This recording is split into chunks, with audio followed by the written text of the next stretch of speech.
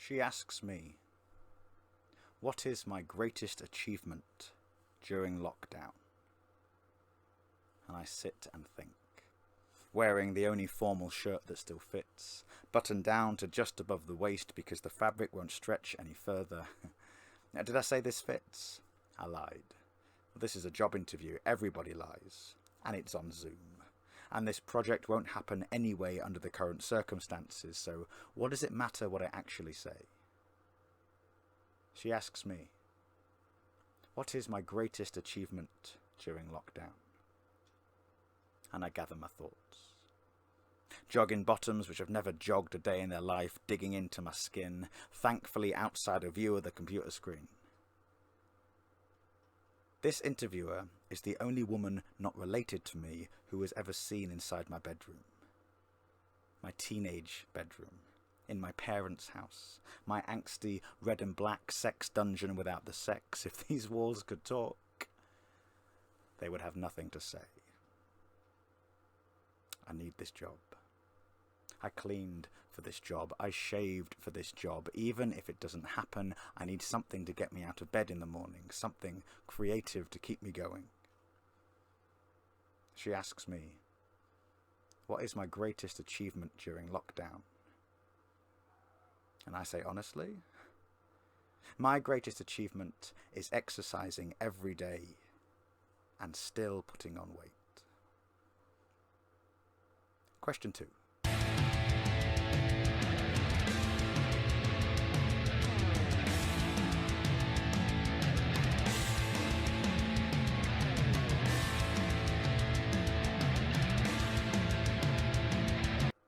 When I was working away, and in a fix, I bought myself a pink toothbrush.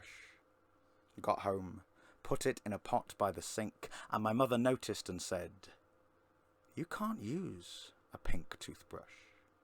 A pink is a girl's colour." Now, I love my mother more than anything else in the world, but her mentality is a bit 1950s. Blue is for boys and pink is for girls, and that's the way it's been for 100 years. Nurseries and baby clothes should be colour-coded accordingly. I know in the past she struggled with my rainbow flag pin badges, but I know she loves me, and has greeted all the ex-boyfriends of mine she has ever met with open arms. Even the ones she didn't like. Even the ones I didn't like. When we are born, those around us map out our love lives without second thought. Oh, would you look at him? What a smashing little guy. Give him a few years, he'll be making all the girls cry. And would you look at her? Such a precious little girl.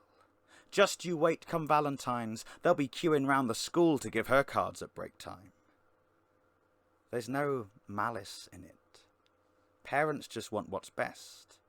They picture first dates, prom nights, engagements and grandkids, and can you blame them? In so many stories, it's boy meets girl, princess finds prince, living happily ever after, in heteronormative bliss. But I can never give you this. I'm writing poetry, not wedding vows. I can never give you the legacy I know you wanted deep down. But I will do whatever it takes to make you proud.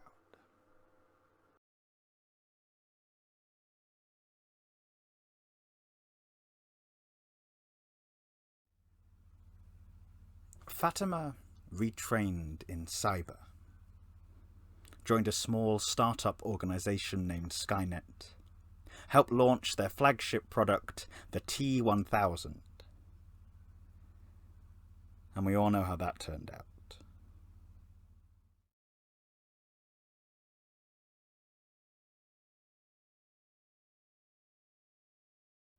Fatima retrained in cyber. Fought the Daleks in the Great Time War, faced the Doctor on Trenzalore, and we all know how that turned out.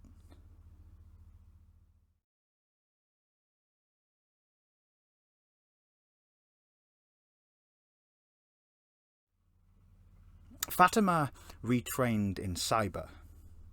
Landed her dream job working on Star Wars, pitched a character called Jar Jar Binks, And we all know how that turned out.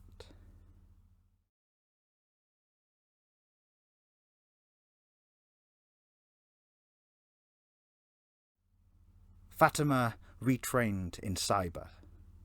After Star Wars, the job offers poured in. She landed a gig as lead artist in charge of CGI on the movie Cats. And we all know how that turned out.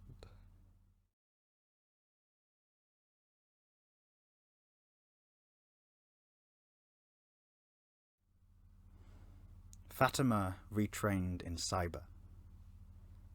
Got a job working IT in a call centre. Sometimes when she gets home, if she's not too tired, she'll put on some music and practice her old routines, knowing no one will ever get to see them. I've always had creative jobs, worked project to project, but at the end of last year I was finding it difficult. The stress, the aggro, the income, the egos, so I started looking for something new. Something more stable to make me more stable. Saw a job, 3 days a week working box office and events. Thought perfect. Got the interview, got the job, and started the end of March. The day lockdown happened. Clocked in 8:30, was sent home before lunch to twiddle my thumbs and wait for the inevitable announcement. And they kept me on. I am incredibly grateful they kept me on. Trained me up via Zoom, became the person who answered the phone when you called to make a booking. Oh, just one second. Hello, Dan speaking, how can I help? When we reopened, it was formal dress. And I had 2 shirts that fit. White and navy, worn on an alternating basis, hoping nobody notices. I'm pretty sure someone's noticed. Like, I'd notice. I would buy more, but I don't trust online sizes. And I'm honestly too afraid to go back into Primark.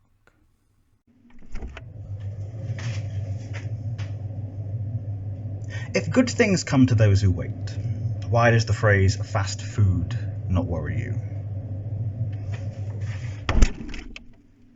I've never understood how a Big Mac can cost 99 pence, but a salad will set you back £2.50. £3 in a meal deal if you're lucky and happen to be near a Boots. Subway is now officially more sugar than bread, so shouldn't it be classed as a cake shop instead?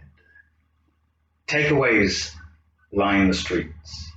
Takeaway, as in you can take this away, as in take this away from me please, I am trying to cut back. Oh, I'm vegan, by the way. It's been 10 minutes since I mentioned that. Vegan can mean healthy, but look at me. Everything I'm craving is bad for me, like curry, pizza and chips, flapjacks, donuts, twinks with big dicks. Why are my eyes always bigger than my stomach? In lockdown, my eating habits did not change. I just didn't move. And now nothing fits. I first noticed I had a problem with my weight when I realised I measure years in inches. At 16, I was 44. At 21, I was 32, too skinny but happy because at the time I thought skinny meant happy, and shamefully, a part of me still does. Stood in a mirror in drainpipe trousers and my friend said, "Don't lose any more, all right? That's enough." And I thought she was just jealous. Watched my weight fluctuate through relationships and breakups, gained 2 stone in 2016 gradually. The year of theatre jobs. Post-show pints, good friends, peanuts, cute barman, and too many takeouts. A large veggie feast, please, mate, with extra olives, and a can of Dr. Pepper while I wait. Spent Sunday mornings hungover eating breakfast in Wetherspoons. Now that I mention it, I'm amazed people have forgiven Wetherspoons. Have you forgotten how they treated their staff? A friend posted online she was sat at table 9, asked people to send her drinks via the app. So I sent over a large portion of chips, arranged in the phrase, "Get out, you slag." I wanted to write, "Eat somewhere independent," but there wasn't enough room on the plate. For this next poem, there are two things you need to know. Firstly, it was written before coronavirus. Remember that? And secondly, the standing order is a Wetherspoons in Derby. Wetherspoons is not a safe space. The combination of Brexit and cheap beer, they want to leave, that's clear, and I want to leave the premises, but the more I try, the more times I keep being dragged back. It's like the students sat to my right, who no doubt share my ideologies but are blinded by the cheap prices. Meal and a pint for a £5, 2 pitchers for 12 quid, and they are down in drinks quicker than the pound can sink. It's like a working men's club. But of course, all the working men have been replaced by Polish immigrants, as some of the clientele seem to think. They sit regurgitating Sun headlines. I am surrounded by the right wing, surrounded by gammon ordering gammon, their faces the colour of salmon because they've been sipping since noon and now their masks are slipping. Their conversations are changing, becoming more heated, more animated, more anti-Remain.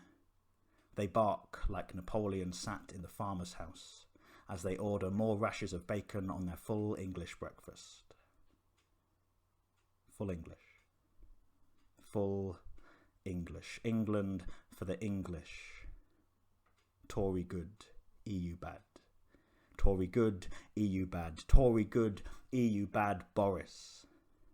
The only clown more dangerous than Pennywise is idolised rather than despised. And I am dragged into the gutter like Georgie caught in the deadlights because I would rather sit on my ass and tap an app than stand at a bar 2 metres away. Every contactless transaction fuels propaganda in the standing order. When I used to go for breakfast in pubs, I'd see old guys sat on their own reading the paper, refilling their refillable coffee cups or ordering a pint of Tetleys before 9 a.m. in the morning and think, poor sods, nothing better to do than drink. But the older I get, the more I understand it. Appreciate that pint before noon may be the only interaction they get. That chat with the landlord or nod from Phil at table 34 beats the 4 empty walls at home. The phone, a monument which just doesn't ring anymore. I've been thinking a lot about this since lockdown. Spent the first week in bed, mourning lost work and lost opportunities. Then 3 months in, a woman rang into This Morning and thanked Holly and Phil for keeping her company. Said the time they spent on screen was the highlight of her day. Their programme kept her going, her voice trembling. I worry about the future. Worry about my parents sat in quiet front rooms with the TV turned off. Nothing to do until Holly and Phil come on.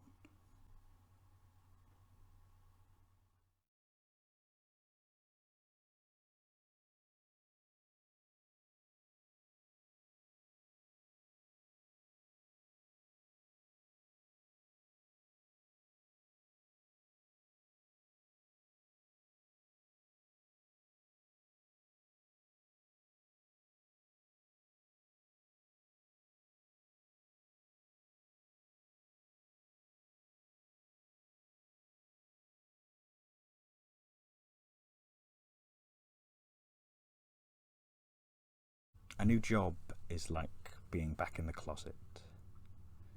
Because as far as I'm concerned, this is temporary, so I haven't disclosed my sexuality to anybody. I say partner, not boyfriend, avoiding questions like, do you live together? Because if I say no, I have to admit how hard this has been. Yet having you around has made it so much easier. I'm happily taken.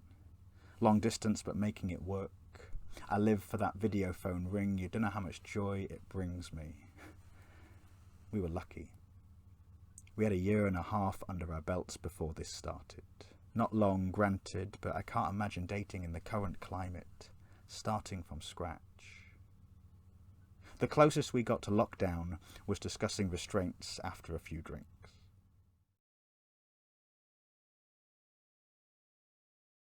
When we first got together, we played Scrabble. Other word games are available. You with your university degree, me just a dropout, happy this had lasted longer than 3 weeks. A new personal best. I thought the double word count stood for my initials, DW, and they changed depending on the player, but this was just coincidence. Like us, in the same place at the same time, that great gamer in the sky placed you and I side by side. And I make no apologies for my Valentine's Day card analogies. Oh, analogies. That's 9 letters, 60-word score. I struggle with the words I know you want me to say. But please understand, I like a long game. And this time, I'm playing for keeps.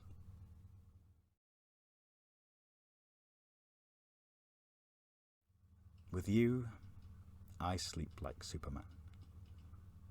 One arm under pillow raised, the other wrapped tightly round your waist.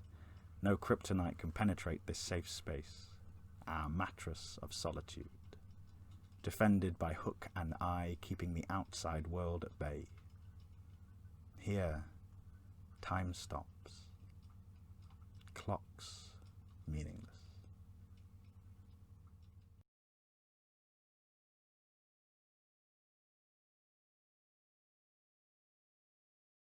I stand on the scales every morning, hoping I might have lost about 5 or 6 pounds after one day of dieting, or a particularly big bowel movement would undo the damage I've done to myself during lockdown. My exercise bike stands gathering dust in the corner of my bedroom, becoming a fashion rail for clothes that no longer fit me. It's funny, when I talk about my wardrobe, the word fashion and clothes don't really go together.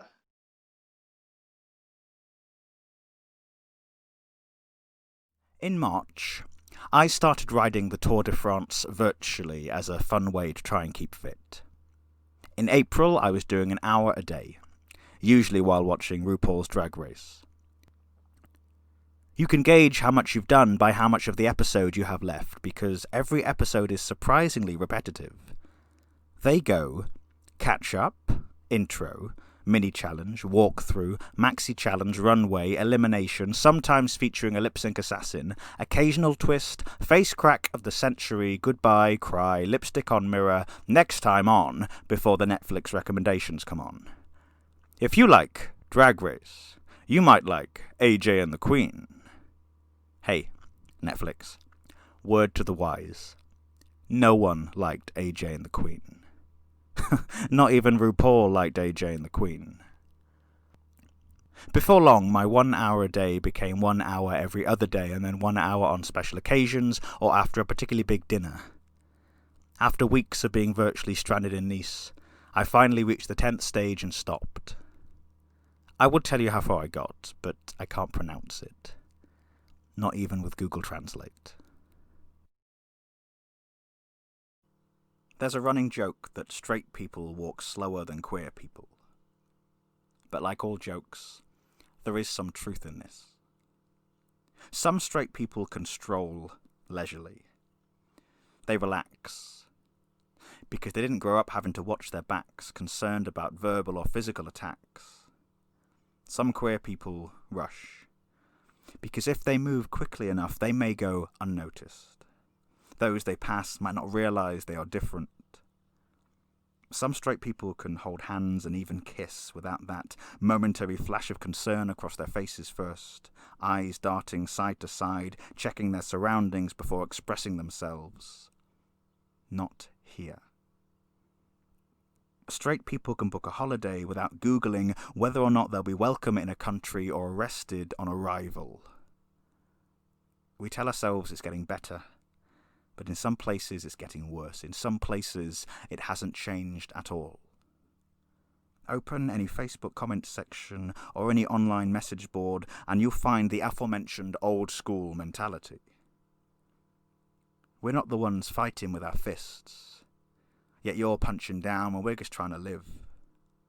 In some instances, anything which isn't straight or white is automatically questioned why. What's wrong with it? What is its worth? And come to think of it, when is International Men's Day anyway? I know it's not everyone. But if you're part of the majority and not shouting from the inside, you're just as bad as the ones who silently step aside and let this continue to happen. Ask yourself, when was the last time you called out someone's bullshit? Or felt uncomfortable or offended but didn't dare mention it for fear of starting something, for fear of having an awkward conversation? We shouldn't be embarrassed or afraid to express our feelings, or to call out our peers for unacceptable language or behaviour, even when the response is, "Calm down, snowflake. It's all just bants, isn't it? Can't you take a joke?" Some people don't listen, no matter how loud the cry. So here we are, still running. It's like we've been to war. 4 months apart, and we meet face mask to face mask in a Northampton car park, halfway. I have put on weight for the both of us. You, after a strict regime of Nintendo Switch, look as flawless as you always did. In your presence, I am lifted. We take each other's hands and plan, pick up where we left off as if nothing's happened. And if that's not true love, I don't know what is. At the Odeon, on Birmingham New Street, we are watching Frozen 2. A last-minute decision made on a hungover Sunday afternoon. I am with my boyfriend of 10 months. We sit at the back, hand in hand, laughing because we're the only adults there without children. And halfway through the film, it hits me. This might be it. That after #give Elsa a girlfriend, Disney might have actually listened. Choking back tears, I imagine children looking up at the big screen, seeing their heroine end credit scene embraced with a member of the same sex. True love's kiss. A powerful message to all the boys in the Elsa dresses, to anyone who ever felt out of place as a child. A statement that no amount of placards in the playground can halt progress, that we are here and we are valid, whatever size or shape you are. When I saw the Love, Simon trailer in the cinema, I cried. Struggled to explain to my best friend sat beside me how important it was. How 10 years ago, a film with a homosexual teenage male lead would not have been made in the mainstream. And if I'd seen that at 16, I might not have been so afraid of myself or how I was feeling. I choose to believe in my lifetime there will be a gay Disney princess. And it won't be done for effect. Won't be done to appeal to that elusive queer market. Won't be released in Pride Month to boost sales. It won't be alluded to or cut out in China like Star Wars. It'll be front and centre. And for the record, it should have been Elsa. It deserved to be Elsa. And here's how it should have happened. Spoilers for Frozen 2. Anna, the new Queen of Arendelle, sends a message to her sister in the north. Elsa, the fifth spirit, climbs upon her water horse, turns back and says, "Aren't you coming?" Honeymaran smiles, climbs aboard, slips her arms around Elsa's waist, and they set off into the sunset. And because this is Disney, they both live happily ever after. The end.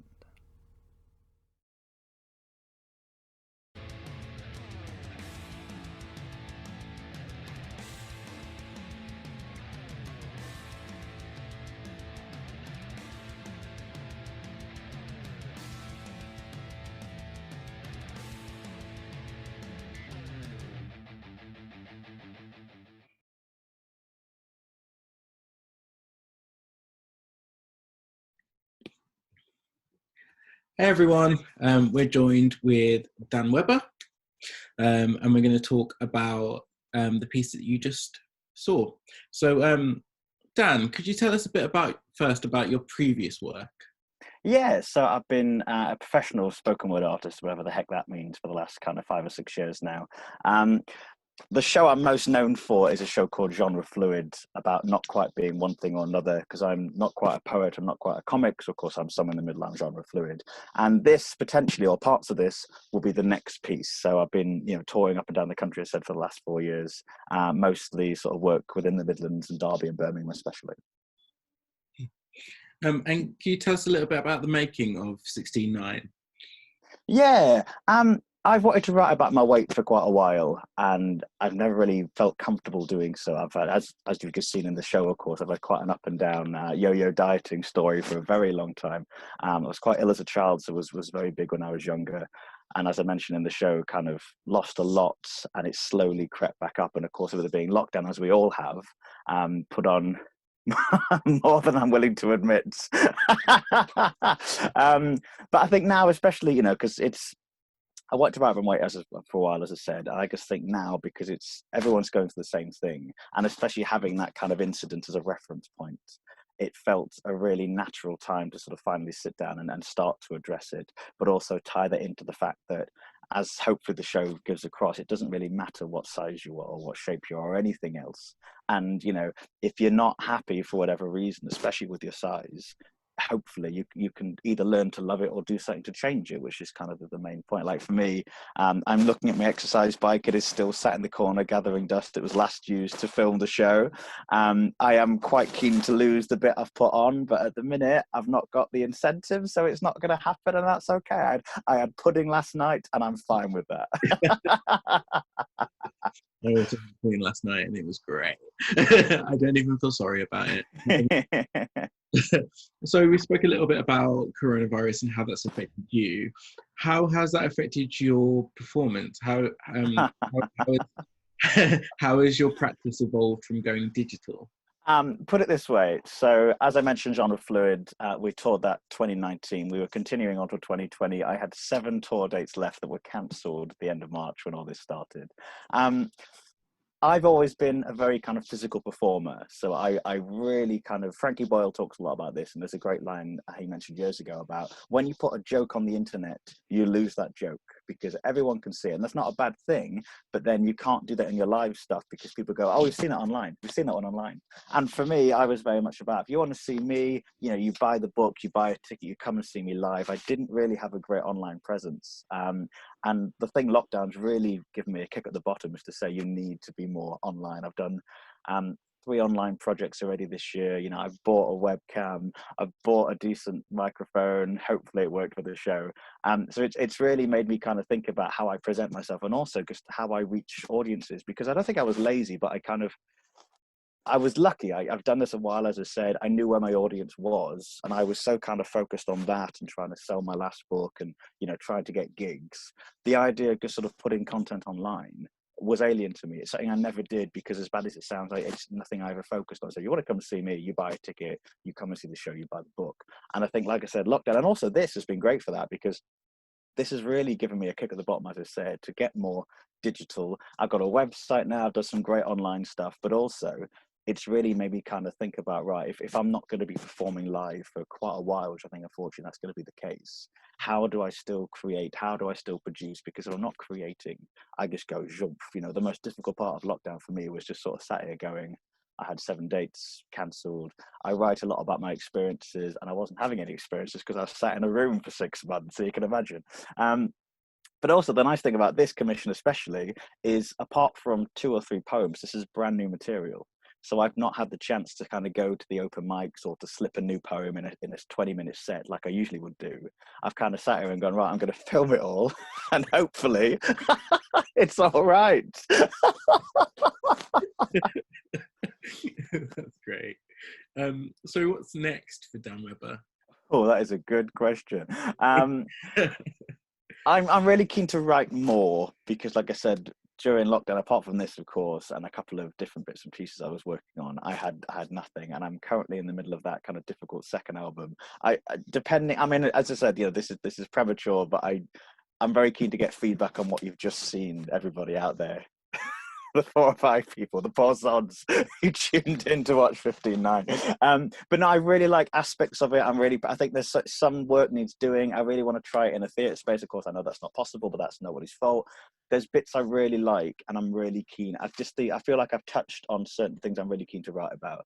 The Fatima poem, First Positions, I would love to do that dressed as a ballerina in the proper 5 positions as a kind of proper physical piece. I'm very keen to look at kind of, I've always been a massive fan of drag, but I've never really done it. I've dabbled, as we all dabble, but I've never done it. And I really was keen to get some sort of cabaret drag into the show and sort of, start off. The scene you see where I stand on the scales, I think that would be the first shot of a live thing where you stand, and by the end, I want to be this kind of, divine creature, fat and fabulous, just owning the stage. And I really wanted to write something about that, and I didn't quite get there, so I want to write about that. But I think hopefully this is it is a work in progress. It's a first draft, but I'm really keen to focus more on the kind of body positivity side and less the lockdowny side, because I've kind of done that and I'm happy with that. But this feels very much like stage 1. And I want to keep writing and keep going. And hopefully when we are allowed to be back in the shared spaces, try and present this in a physical way and look at it in a physical way. That's really interesting. And finally, how can people get in touch with you? You can. My website's on the end of the video. Dan Webber Spoken Word on Facebook. I'm at Dan_Webber_poet on Twitter, and I'm genre fluid on Instagram. I'm in the usual places. If you've got any feedback, good, bad, constructive, critical, that's absolutely fine. You can email me, you can tweet me. Don't just post about it. Give me a heads up first. That'd be wonderful. But always happy to chat. All my information on my website. But like I said, it's very much a work in progress, and I'm really keen to see the response, because as you know yourself, I've been looking at this for weeks. So I can't look at it properly now. It's too like that. So I'm going to carry on. You'll find me on all the normal social media, all the websites, as I said. But looking forward to see where it goes next. Perfect. Thank you everyone for joining us, and that's it for today. I hope you check out the rest of the Shouts program, and see you soon. Bye. Bye.